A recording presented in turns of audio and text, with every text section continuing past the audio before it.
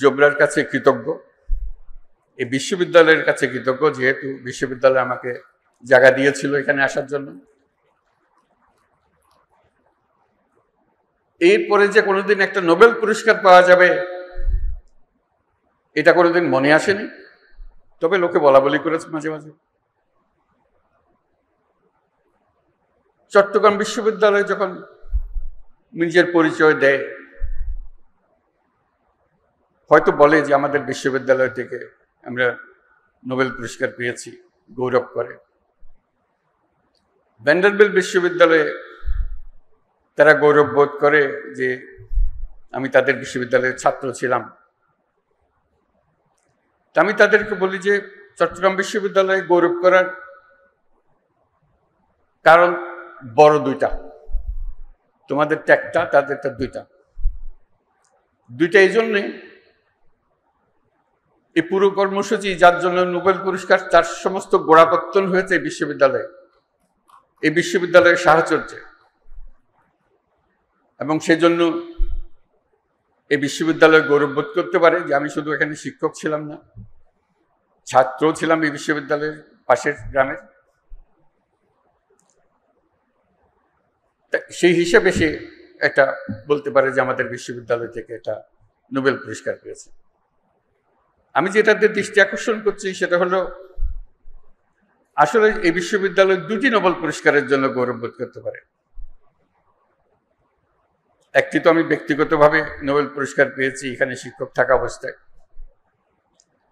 দ্বিতীয়ত হলো যে গ্রামীণ ব্যাংক সৃষ্টি হলো,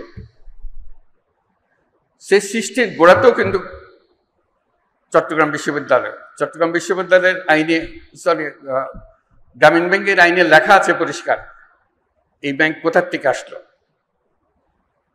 এই ব্যাংকের জন্ম হয়েছে চট্টগ্রাম বিশ্ববিদ্যালয়ে অর্থনীতি বিভাগে, সেটা তার স্পষ্ট উল্লেখ আছে। কাজে দুটো, এবং গ্রামীণ ব্যাংকও একটা নোবেল পুরস্কার প্রাপ্ত প্রতিষ্ঠান। কাজে দুটি নোবেল পুরস্কারের জন্য এই বিশ্ববিদ্যালয় নিজেদের ছাত্রছাত্রীদেরকে জানাতে পারে যে তার ইতিহাস কি, এবং এর প্রাসঙ্গিকতা এবং এর ভবিষ্যৎ করণীয় সেটা নির্ধারণে ছাত্র সমাজ তারা ঠিক করবে যে তারা কি ধরনের ভবিষ্যৎ চায় নিজেদের জন্য। কারণ এই বিশ্ববিদ্যালয়ের আরেকটি শিক্ষা, যেটা আমরা সবসময় সবাইকে স্মরণ করিয়ে দিই, আমরা যে ধরনের বিশ্ব গড়তে চাই সেই বিশ্ব গড়ার ক্ষমতা আমাদের আছে, সকল মানুষেরই আছে। কিন্তু আমরা গদবাঁধা পথে চলে যাই বলে আর নতুন পৃথিবীর কথা আমরা চিন্তা করি না। এই বিশ্ববিদ্যালয় যেন সবসময় এটা স্মরণ রেখে তার পাঠদান কর্মসূচি, তার গবেষণা কর্মসূচি শিক্ষকদের এবং ছাত্রদের জন্য যে চালু রাখে, যে আমরা শুধু খণ্ডিত বিষয়ে গবেষণা করার জন্য নিয়োজিত নই। আমরা এই প্রত্যেকটি গবেষণার পেছনে একটি আমাদের উদ্দেশ্য, সমস্ত বিশ্বকে আমাদের মনের মতো করে সাজানোর জন্য, মনের মতো করে বানানোর জন্য। আমাদের যদি সেই লক্ষ্য না থাকে তাহলে এগুলো গন্তব্যবিহীন গবেষণা, গন্তব্যবিহীন শিক্ষাতে পরিণত হবে। আজকে সবাই আনন্দিত, আমরাও আনন্দিত, তোমরাও আনন্দিত যে একটা এই বিশ্ববিদ্যালয়ে এসে তোমাদের প্রাপ্তি হলো।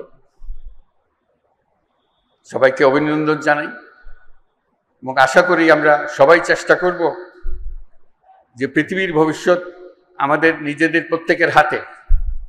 আমরা যেভাবে বিশ্ব গড়তে চাই সেভাবেই বিশ্ব গড়তে পারি। আমি যেভাবে বলেছি সেভাবে গড়তে হবে এমন কোনো কথা নেই।